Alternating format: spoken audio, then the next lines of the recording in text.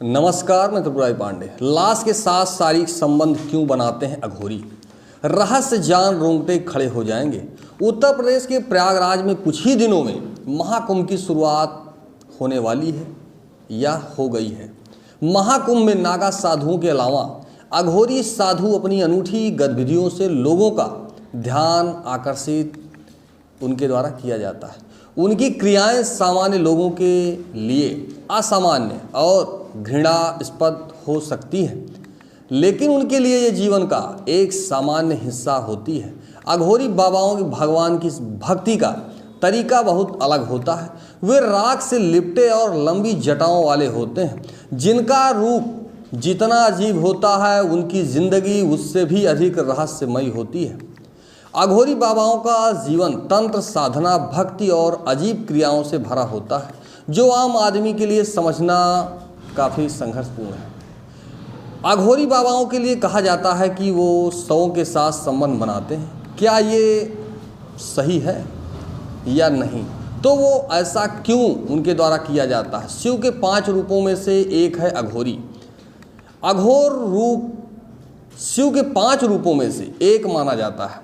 अघोरी शब्द को उनकी भक्ति में पवित्रता का प्रतीक माना जाता है, लेकिन उनका रहन सहन और तंत्र साधना का तरीका विभत्स होता है। यह अजीब तरीका अघोरी अपने शरीर और आत्मा को पूरी तरह शिव में लीन करने के लिए अपनाते हैं। क्यों शव के साथ संबंध बनाते हैं अघोरी? अघोरी साधु ब्रह्मचर्य का पालन नहीं करते।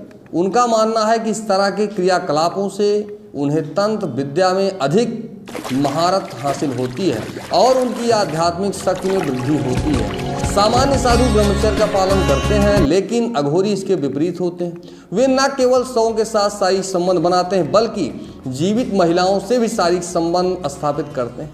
इसके अलावा अघोरी शराब का सेवन करते हैं और कभी कभी इंसानी मांस भी खाते हैं।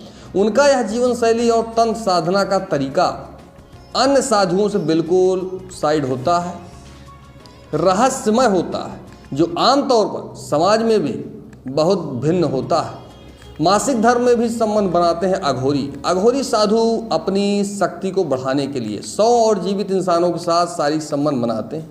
वे जीवित महिलाओं के साथ शारीरिक संबंध बनाते हैं, खासकर जब महिलाओं का मासिक धर्म चल रहा हो। उनका मानना है कि इस तरह के कृत्यों से उनकी तांत्रिक शक्तियाँ और ऊर्जा में जो उनके साधना का हिस्सा होती है। उसके बाद अधजली लाशों का मांस भी खाते हैं अघोरी। अघोरी शमशान घाट में अधजली लाशों का मांस खाते हैं और उनका द्रव्य भी तंत्र शक्ति बढ़ाने के लिए उपयोग करते हैं। वे मानव खोपड़ी को भोजन रखने के पात्र के रूप में इस्तेमाल करते हैं और उनका मानना है कि हर बच्चा अघोरी के रूप में जन्म लेता है और अघोरी हर गंदगी और अच्छाई को समान रूप से देखता है, जैसा कि बच्चे के द्वारा किया जाता है। देखें रिपोर्ट।